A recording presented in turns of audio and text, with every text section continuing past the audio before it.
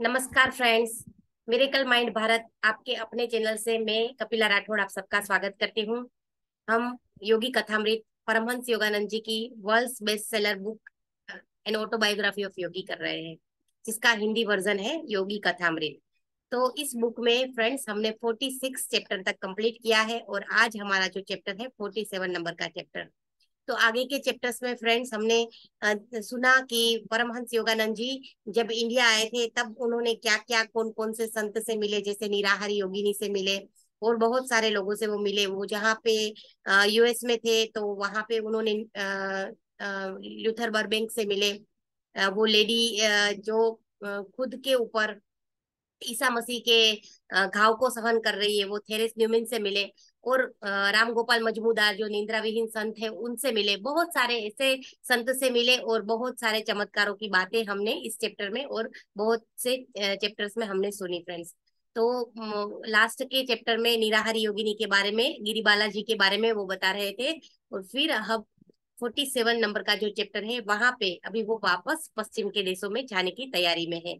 तो वो बता रहे हैं कि मैं पश्चिम लौटा। तो जब वो पश्चिम लौट रहे थे तब उसके साथ मिस्टर राइट थे, उसकी फोर्ड थी। और वो जाके फिर वहां पे अपने व्याख्यान वगैरह सब कुछ स्टार्ट करते हैं। और बीच में उनके जो गुरु थे युक्तेश्वर गिरी जी, उनके बारे में समझते हुए हमने ये देखा कि वो हिरण्य लोक में गए और वहां से डायरेक्ट वो परमहंस योगानंद जी को ट्रेनिंग दे रहे थे। परमहंस जी कह रहे हैं कि आप मुझे बहुत डांटते थे, अभी आप मुझे क्यों नहीं डांटते। तो युक्तेश्वर गिरी जी कहते हैं कि अभी मैं तुम्हारे सिर्फ और सिर्फ साथ रहूंगा और तुम्हारी उन्नति में ही मैं तुम्हें आगे बढ़ाता रहूंगा, मैं तुम्हें डांटूंगा नहीं। ऐसा करके दोनों विचारों से बातें करते हैं और आगे अपनी जर्नी की शुरुआत करते हैं फ्रेंड्स। तो यस, 1895 जब लाहिड़ी महाशय का देहांत हुआ और 1945 जब ये बुक कंप्लीट होती है तो टोटल 50 इयर्स हो गए। और 50 इयर्स में ये बुक कंप्लीट होके पब्लिश हो रही है फ्रेंड्स। तो अभी दो तीन चैप्टर इस बुक के करने के बाद परमहंस योगानंद जी इस बुक को पब्लिश करने जा रहे थे। तो ये चैप्टर है मेरा पश्चिम गमन या तो मेरा पश्चिम में लौटना। तो इस चैप्टर को करने के लिए लखनऊ से हमारे साथ क्यूएलयू सोल कोच मास्टर शोभा गुप्ता जी मौजूद है। तो शोभा जी आपका बहुत बहुत स्वागत है। शोभा जी लखनऊ से है और ये कविता बहुत सुंदर लिखते हैं और ये सेल्फ लव भी बहुत करते हैं, बहुत प्यारी मास्टर है। और उनको हम मिरेकल माइंड भारत में सहृदय स्वागत करते हैं। आइए शोभा जी, आपका बहुत बहुत स्वागत है। Thank you so much.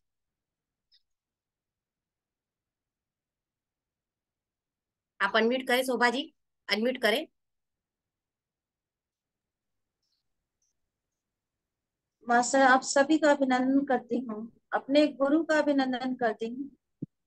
गुरु के सानिध्य में हम लोगों ने ध्यान किया। सभी गुरुओं से अनुरोध है कि आप बने रहें। परमहंस योगानंद जी को शत शत नमन करते हुए, उनकी चेतना से एकाकार होते हुए हम सब स्वाध्याय करेंगे। व्यास गद्दी पे अनुरोध करते हैं कि परमहंस योगानंद जी पधारें और जो भी विजडम देना चाहते हैं वो हम सब लेने के लिए तैयार हैं। हृदय से नमन कर रहे हैं और लेने के लिए तैयार हैं।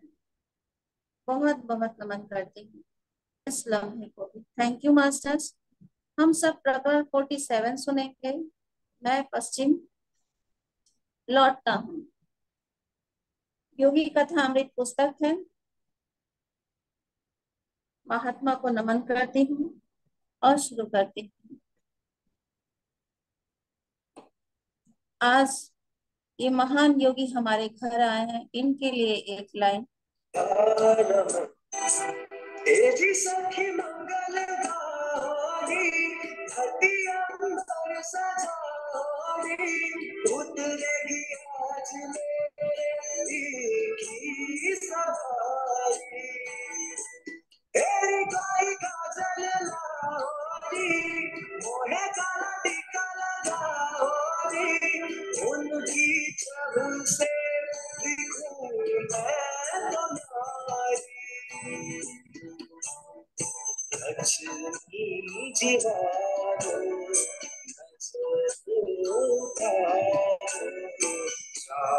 साधारण तेरे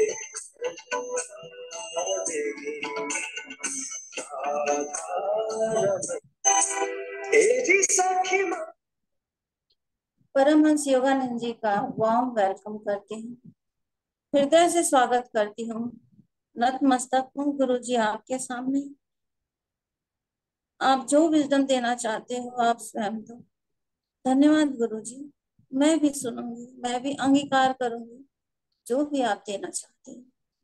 हमारे सारे मित्र हमारे साथ बैठे। धन्यवाद मित्रों। योगी कथा अमृत, प्रकरण 47। परमहंस योगानंद जी को सादर प्रेम अभिनंदन से आवाहन करती हूँ इस व्यास गद्दी पर कि आप स्वाध्याय हेतु अपनी रचना, अपनी विजडम, अपनी चेतना को स्वयं ही प्रस्तुत करें। योगी जी महाराज जो भी विजडम देना चाहते हैं, हमारे भीतर जो गुण पैदा करना चाहते हैं, वो हम सब खुले मन से तैयार हैं आत्मसात करने के लिए। आत्मा के उत्थान के लिए हम पूरी तरह से तैयार। विश्व प्रसिद्ध पुस्तक ऑटोग्राफी ऑफ योगी बहुचर्चित पुस्तक है। इस पुस्तक के रचयिता विश्व गुरु, क्रिया योग गुरु श्री परमहंस जी एक महान योगी, आध्यात्मिक, साहित्यिक, सांस्कृतिक योगदान में अग्रणी हैं। योगानंद जी की 3 शिक्षाएं हैं। उनके जीवन में आए योगियों, मुनियों, उनके जीवन की उपलब्धियों एवं चुनौतियों का वर्णन बहुत ही खूबसूरत ढंग से किया गया है इस पुस्तक में। हर प्रेरक प्रसंग से कोई ना कोई शिक्षा अवश्य मिलती है। आपको भी अध्ययन प्रेरक प्रसंग उठा लें, कोई भी चैप्टर उठा लें, कोई भी पैराग्राफ ले लें, कोई भी शब्द उठा लें, अनमोल मोती है। हमें कोई ना कोई शिक्षा अवश्य ही मिलेगी। क्या मिलती है? सहज है, सरल है, बाकी सब कठिन है। सहज है, सरल है, बाकी सब कठिन है। ईश्वर शाश्वत है, नित्य नवीन आनंद है। ईश्वर से किया गया प्रार्थना, आपका विश्वास आपकी सभी प्रार्थनाओं की पूर्ति करता है। यह कभी खाली नहीं जाती। हम सब ने आवाहन किया है योगानंदा जी को, अपने गुरुओं को। ये कभी खाली नहीं जाएगा। आप सब उपस्थित हैं। योगानंदा जी एक महान दिव्य आत्मा के का जन्म 5 जनवरी 1893 में भारत के गोरखपुर राज्य में मध्यम वर्गीय बंगाली परिवार में हुआ था। बचपन का नाम मुकुंद था। यह 8 भाई बहन में इनका चौथा नंबर था। पिता रेलवे में, माँ गृहिणी थी। बचपन से ही आध्यात्मिक माहौल मिला था। क्रिया योग गुरु लाहिड़ी महाशय इनके माता पिता दोनों के गुरु, योग गुरु थे जिससे उन्होंने शिक्षा ली थी। गुरु का चित्र इनके कमरे में लगा था। इनकी माता जी क्रिया योग का अभ्यास करवाती रहती थी। अब हम प्रकरण 47 में आते हैं। मैं पश्चिम लौटता। योगानंद जी बताते हैं कि उन्होंने बहुत सारे प्रवचन दिए योग पर भारत और अमेरिका में। उन्होंने बताया कि हिंदू होने के नाते आज अंग्रेज शिष्यों के लिए कक्षा लेते हुए उन्हें विशेष खुशी और आनंद हो रही। वो बताते हैं कि लंदन की मेरी कक्षा के सदस्य दिल खोल कर हंसे और कोई भी राजनैतिक उथल पुथल उनकी योग शांति में बाधा नहीं बनी थी। भारत अब एक पूर्ण स्मृति मात्र बनकर रह गया था।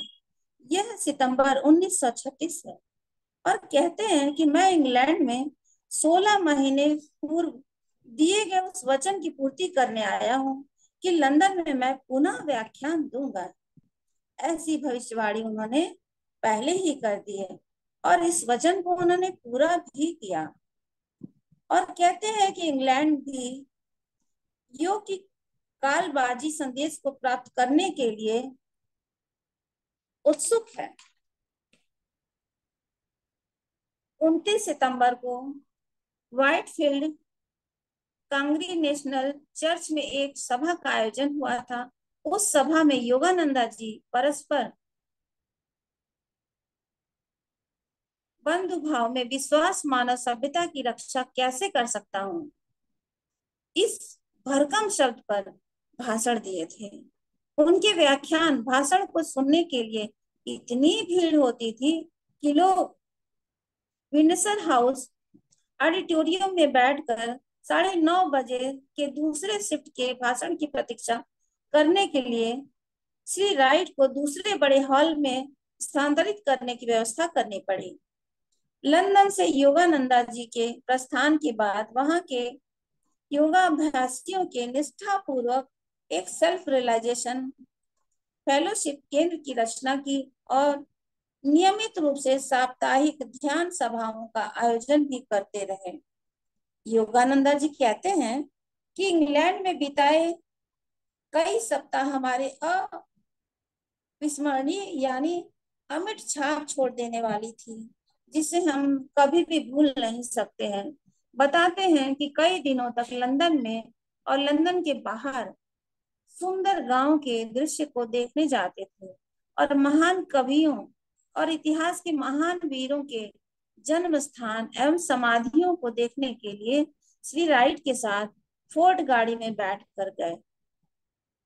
और बताते हैं कि अक्टूबर के अंत में साउथहैम्पटन के ब्रेमेन नाम के जहाज पर सवार होकर अमेरिका गए और न्यूयॉर्क के बंदरगाह में स्थित स्टैचू ऑफ लिबर्टी मार्ग में आते ही तीव्र आनंद से उनका गला अवरुद्ध हो गया।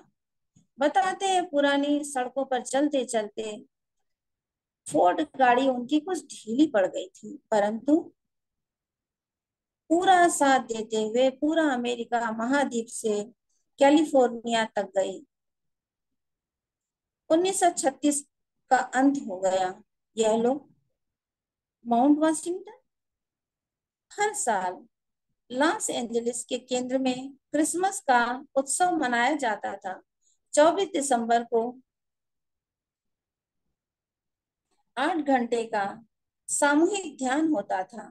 आध्यात्मिक क्रिसमस 8 घंटे का सामूहिक ध्यान होता था और अगले दिन भोज का आयोजन होता था। जैसे हम लोग करताल में 10 दिन के लिए ध्यान करते हैं और सामूहिक भोजन करते हैं, उसी तरह से और दूर दूर से आए ढेर सारे मित्रों एवं शिष्यों की उपस्थिति में उत्सव का उत्साह बढ़ जाता था। क्रिसमस दिवस के भोजन में 15,000 मील से मील दूर से आए कुछ विशेष पदार्थ भी शामिल थे, जैसे कश्मीर के गुच्छी, मशरूम, डिब्बा बंद रसगुल्ला और आम का रस, पापड़, आइसक्रीम,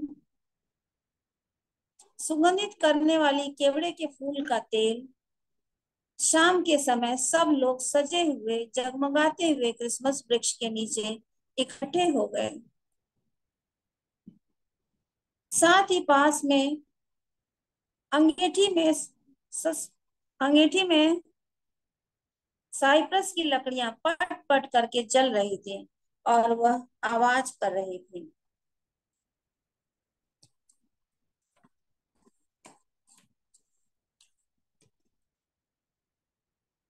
उपहारों के आदान प्रदान का अब समय आ गया। पृथ्वी के दूर दूर के कोनों फिलिस्तीनी, मिस्र, भारत, इंग्लैंड, फ्रांस, इटली से उपहार लाए गए थे। अमेरिका में रहने वाले परिजनों के लिए खरीदे गए उपहार किसी चोर उचक के हाथ न लग जाए, इसलिए हर देश के जंक्शन पर श्री राइट जी कितनी मेहनत करते थे, बार बार पेटियों की गिनती किया करते थे। उसे बार बार एक एक को देखा करते थे, गिने हुए चीजों को वो बार बार गिनते थे। फिलिस्तीनी के पवित्र जैतून वृक्ष के फलक, बेल्जियम, हालैंड की नाजुक झालरें, कशीदाकारी के काम, ईरानी गलीचे, अत्यंत बारीक बुनाट वाली कश्मीरी शालें, मैसूर के सदा सुगंधित रहने वाले चंदन के ट्रे, मध्य प्रदेश के शिव पत्थर, दीर्घकाल पूर्व लुप्त भारतीय राजवंशों के सिक्के, जो सिक्के लुप्त हो गए थे वो सिक्के भी थे, रत्न जड़ित फूलदानियां और प्यालियां, छोटी छोटी प्रतिकृतियां, पर्दे, धूप, अगरबत्ती, इत्र, स्वदेशी कॉटन प्रिंट्स, लाख के काम की वस्तुएं, मैसूर की हस्ततंत्र की कलाकृतियां, ईरान की लंबी नोक वाली जूतियां, विचित्र सी लगने वाली परंतु काफी मेहनत से चारों ओर नक्काशी काम कर सुंदर बनाई हुई प्राचीन पांडुलिपियां, मखमली जालीदार कपड़े, गादी टोपियां, मिट्टी के बर्तन, टाइल्स, पीतल की कलाकृतियां, ध्यान के आसन, तीन महाद्वीपों से जमा किया गया खजाना था। ये सब तीन महाद्वीपों से इकट्ठा किया गया था और ये खजाने से कम न था। क्रिसमस वृक्ष के नीचे रखे विशाल ढेर में से अत्यंत आकर्षक ढंग से पैक की हुई एक वस्तु उठाकर वितरित करने लगा। एक एक वस्तु को उठाकर वो वितरित करने लगे। सिस्टर ज्ञान माता मधुर में मुखारविंद और गहन अनुभूति वाली उस संत प्रकृति की महिला को मैंने एक लंबा डब्बा दिया। मेरी अनुपस्थिति में ये माउंट वाशिंगटन केंद्र की प्रभारी थी। उस डब्बे में से महीन कागज में लिपटी हुई सुनहरी सुनहरी बनारसी साड़ी उन्होंने निकाली और कहा हाथ जोड़ करके, धन्यवाद गुरुदेव, यह तो मेरी दृष्टि के सामने भारत का वैभव उपस्थित कर रहा है। जैसे हम सभी भी किसी को उपहार देते हैं तो मेरे ही पूरे व्यक्तित्व को दिखाता है कि हम क्या हैं, कैसे हैं, देने में कैसे हैं, स्वयं में कैसे हैं, वो पूरा व्यक्तित्व बाहर आने लगता है। वैसे उन्होंने पूरे भारत के वैभव को देखा और महसूस किया उस आनंद को। श्री डिकिंसन, इस दूसरे पैकेट में जो उपहार था उसे मैंने कोलकाता के एक बाजार से खरीदा था। उस समय मेरे मन में विचार आया था कि श्री डिकिंसन को यह पसंद आएगा। मेरे यह प्रिय शिष्य श्री डिकिंसन 1925 में माउंट वाशिंगटन केंद्र की स्थापना से लेकर अब तक प्रत्येक क्रिसमस पर उत्सव में उपस्थित रहे थे। मतलब वो कभी भी नागा नहीं किए थे, हर साल रहे थे। इस 11वें वार्षिक उत्सव में वे उस चौकोनी पैकेट के फीते खोलते मेरे सामने खड़े थे। चांदी का ग्लास। भावावेग को रोकने का प्रयास करते हुए वे पानी पीने के उस लंबे ग्लास को एक टक देखते रहे थे। वे कुछ दूरी पर जाकर ऐसे बैठ गए मानो उन्हें कोई सुध बुध ही न रही। अपनी सांता क्लास की भूमिका पर फिर शुरू करने से पहले उनकी ओर स्नेह भरी दृष्टि से देखकर गुरु मुस्कुराए और वो तो इस तोहफे को पा करके तोहफे में ही खो गए थे। इस उपहार के दाता, उस परम दाता की प्रार्थना के साथ भावपूर्ण उद्गारों की इस शाम का समापन हुआ। उसके बाद कुछ देर तक सब मिलकर क्रिसमस कैरोलस गीत गाते रहे। कुछ दिन बाद श्री डिकिंसन और मैं बातचीत कर रहे थे। उन्होंने कहा, गुरुदेव, चांदी के ग्लास के लिए मेरा हार्दिक धन्यवाद कृपया स्वीकार करें। क्रिसमस की उस रात मुझे आपको धन्यवाद देने के लिए शब्द ही नहीं मिल रहे थे। वो इतने आनंद विभोर थे, ठगे से रह गए थे, सुध बुध खो बैठे थे, इसलिए वो धन्यवाद शब्द ही ना ढूंढ पाए कि इतना अनमोल मिल गया कि वो बैठ गए और कुछ ना कह पाए। बाद में उन्होंने धन्यवाद दिया। योगानंदा जी कहते हैं, मैं वह ग्लास खास तुम्हारे लिए ही लाया था। श्री डी किंसन कहते हैं, 43 वर्षों से मैं उस चांदी के ग्लास का प्रतीक्षा करता आ रहा हूँ। यह लंबी कहानी है जो अब तक मैंने अपने हृदय में ही छिपा रखी। श्री डी किंसन ने कुछ संकोच के साथ मेरी ओर देखा। इसकी शुरुआत बड़ी नाटकी थी। मैं पानी में डूब रहा था। घटना नेब्रास्का राज्य में एक छोटे से शहर की है। मेरे बड़े भाई ने एक दिन खेल खेल में मुझे 15 फुट गहरे तालाब में ढकेल दिया था। तब मैं केवल 5 वर्ष का था। जब मैं दूसरी बार पानी के नीचे डूबने लगा, तभी सारे अंतरिक्ष को प्रकाशमान करता हुआ एक बहुरंगी दीप्तिमान प्रकाश प्रकट हुआ उनके समक्ष, उनके नेत्रों के समक्ष। उस प्रकाश के बीच मैं एक पुरुष की आकृति थी। उस प्रकाश के बीच में एक पुरुष की आकृति थी, बताते हैं। उस पुरुष की आंखें अत्यंत शांत थी, गहरी थी, और उसके चेहरे पर अभय दान देने वाली मुस्कान थी, मानो करुणा निधान। जब तीसरी बार मैं फिर शरीर पानी के नीचे जाने लगा, तो मेरे भाई के एक साथी ने पास में खड़े एक लंबे पतले पेड़ को नीचे झुका दिया, जिससे मेरी उंगलियां उसे पकड़ सके, और मैं लड़कों ने मुझे किनारे पर खींच लिया और मेरा पहला उपचार किया गया। इस घटना के 12 वर्ष बाद, जब मैं 17 वर्ष का नौजवान हो गया, युवक हो गया, तब एक दिन अपनी माँ के साथ शिकागो गया। वह 1893 का सितंबर का महीना था।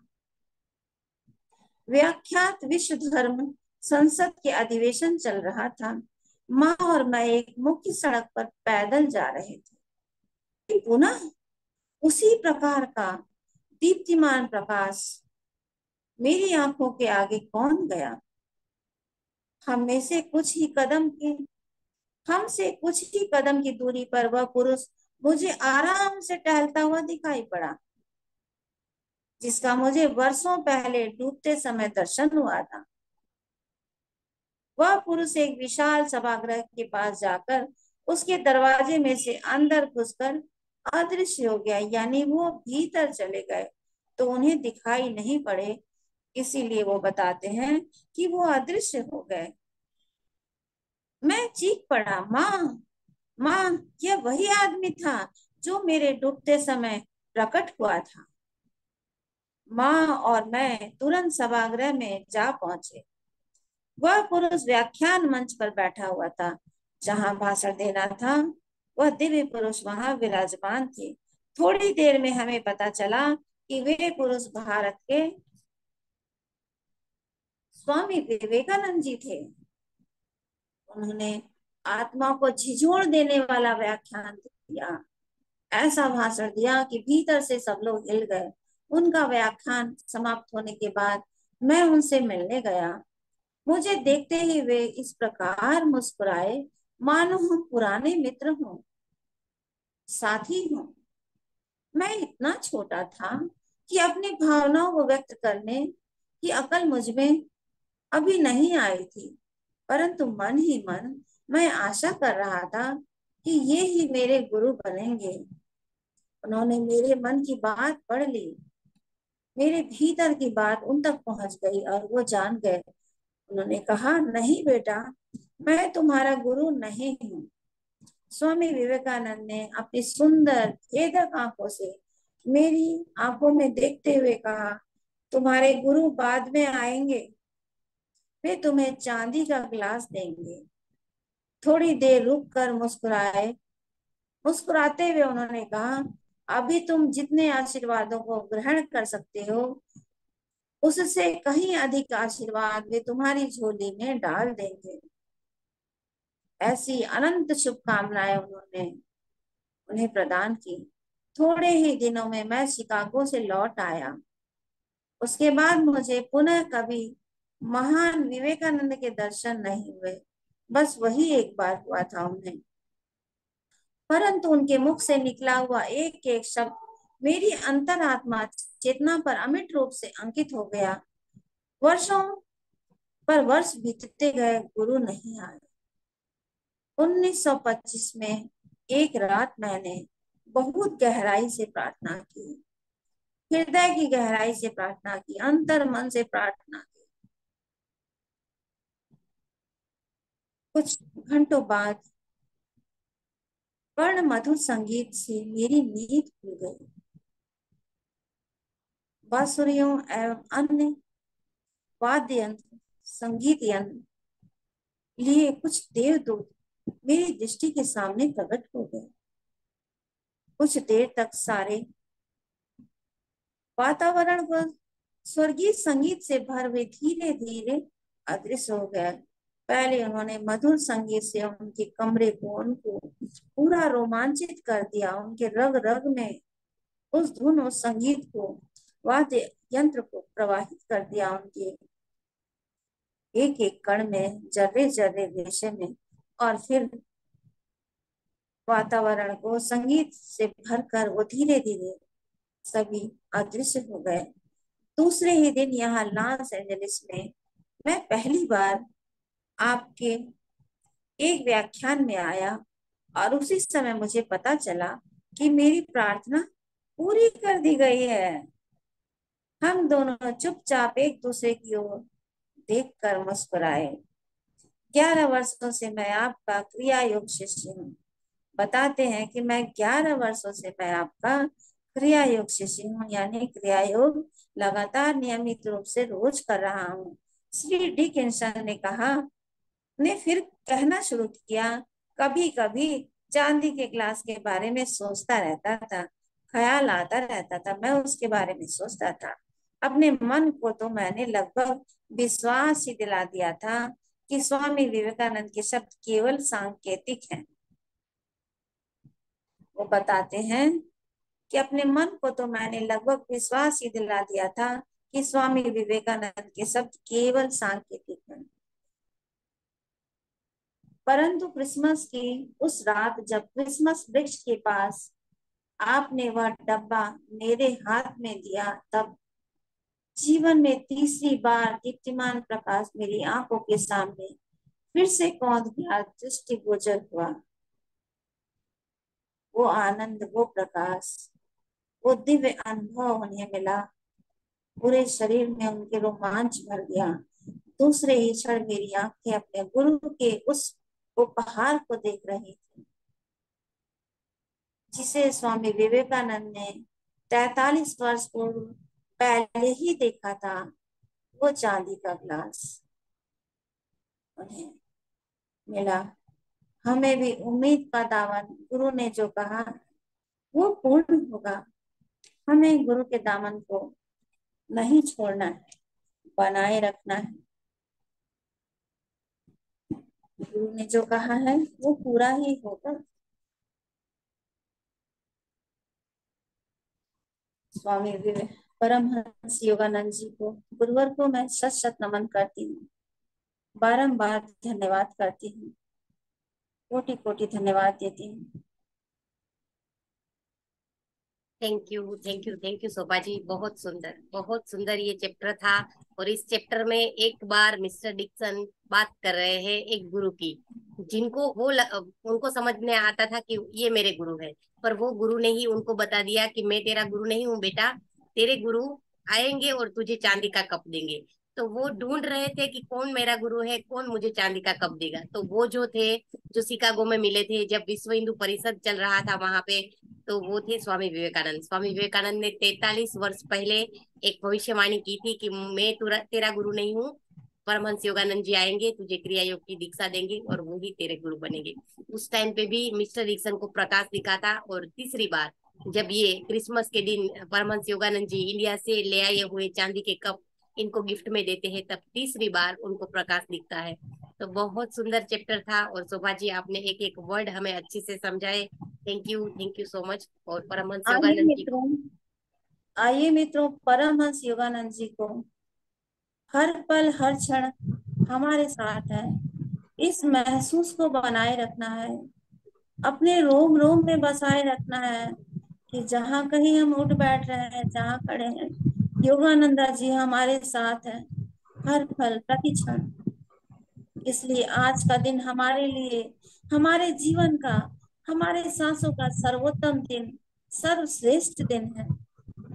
प्यार, आदर, सम्मान, प्रशंसा, गुड न्यूज, जैकपॉट से भरा हुआ दिन है। हमारे भाग्य को, हमारे आध्यात्मिक जीवन को चौहों तरफा तरफ से योगानंदा जी प्रोटेक्ट कर रहे हैं। अपनी सफेद ऊर्जा से हमें ढक चुके हैं, अपनी डिवाइन ऊर्जा से ढक चुके हैं। बहुत सारा आनंद ध्यान से ही दिया है उन्होंने, स्वाध्याय से दिया, सजन सामर्थ्य से दिया। शत शत नमन करती हूँ, बहुत बहुत धन्यवाद करती हूँ।